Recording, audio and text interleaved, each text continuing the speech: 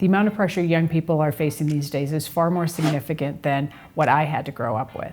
They often get asked or are expected to be taking extravagant trips, buying what's on trend, and having it all, and being able to post all of it online every day.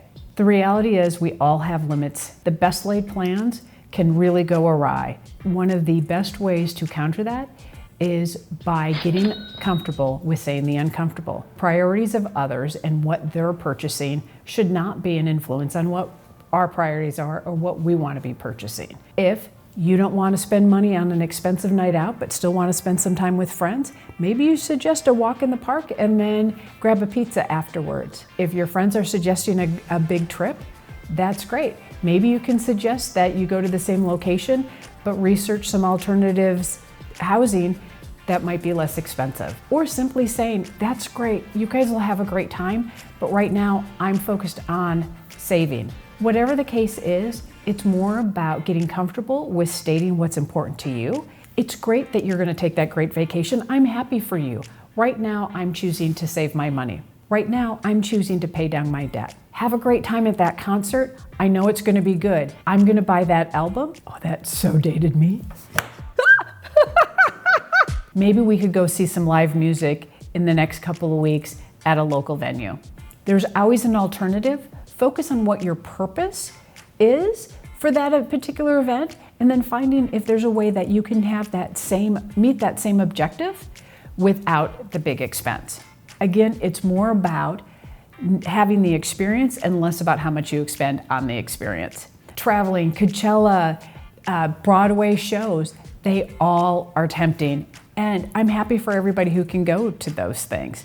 But that's not a priority for everybody. And it's not fitting that we all spend our money there. And the more everybody does that, the more expensive whatever that is gets. We serve ourselves better if we can find great ways to have an experience, but maybe not buying that expensive ticket or going where everyone else is going, because that will just drive up the price. If that great trip with friends is the goal, do you have to go to Nashville and do it during prime season? Or could you do it in another way? Could you go to another city, stay at a less expensive venue? Instead of making it a 4-day trip, maybe it's a 2-day trip.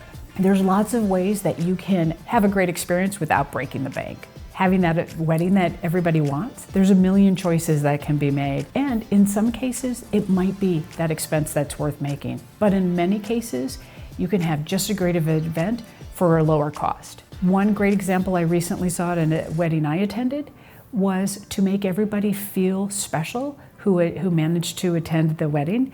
They made personal cards to every guest, written to them from the couple. It meant a ton to them. Everybody who attended the event felt special and felt connected to the bride and groom. The cost was very little. The impact was huge. It didn't matter where the venue was. Everybody who attended really felt connected to the event and to the people that it was for. And that is priceless.